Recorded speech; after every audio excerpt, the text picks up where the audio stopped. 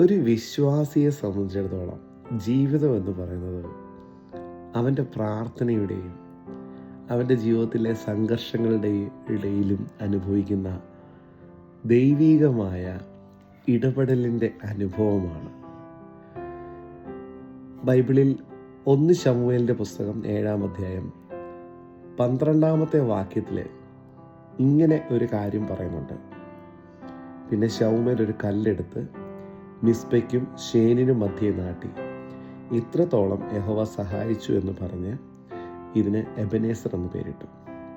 ഇത്രത്തോളം ദൈവം സഹായിച്ചു എന്നുള്ള ഒരു വാക്കുണ്ടല്ലോ, thus far Lord helped us, ജീവിതത്തിലെ ഒരു വലിയ മനോഭാവത്തെ കാണിക്കുന്നതാണ്, ഒരു ധൈര്യത്തിന് കാരണം പറയുന്നതാണ്, ജീവിതത്തിൻ്റെ എനർജി സോഴ്സിനെ അടിവരയിട്ട് പറയുന്ന സ്ഥലമാണ്.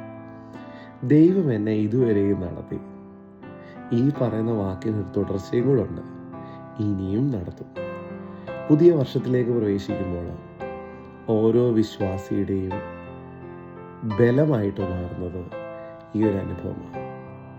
ഈ വേദഭാഗത്ത് പറയുന്ന 3 സ്ഥലങ്ങൾ വളരെയേറെ നമ്മുടെ ജീവിതത്തിൻ്റെ ചില പ്രധാന സ്ഥാനങ്ങളെയാണ് കാണിക്കുന്നത്. ഒന്ന് ശേൻ.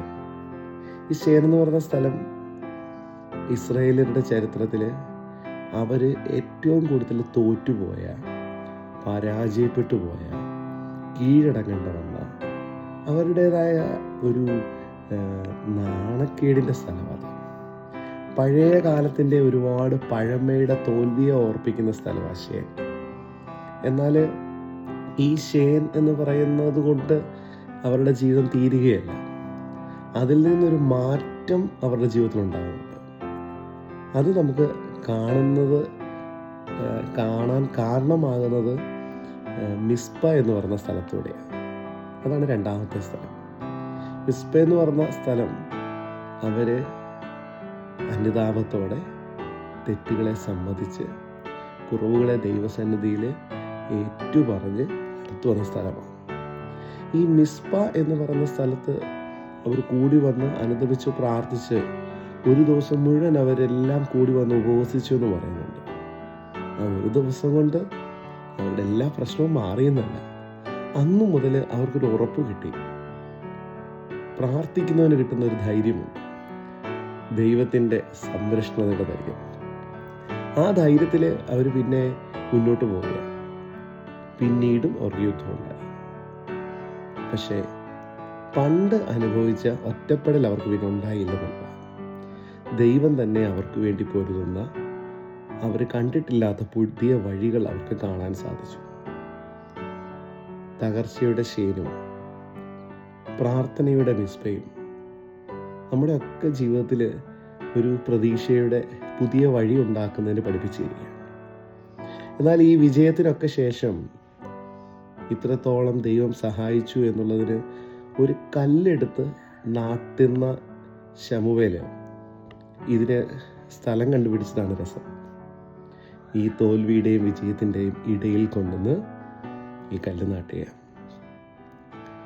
ഈ കല്ല് നാട്ടിയിട്ട് ആ സ്ഥലത്തിൻ്റെ പേരെന്താ? എബനേസർ. ഈ എബനേസർ എന്നുള്ള സ്ഥലം മുമ്പും നമുക്ക് കാണാൻ പറ്റും. അവരേറ്റവും അധികം മുൻകാലങ്ങളിൽ തോറ്റിട്ടുള്ളൊരു പേരാണ്.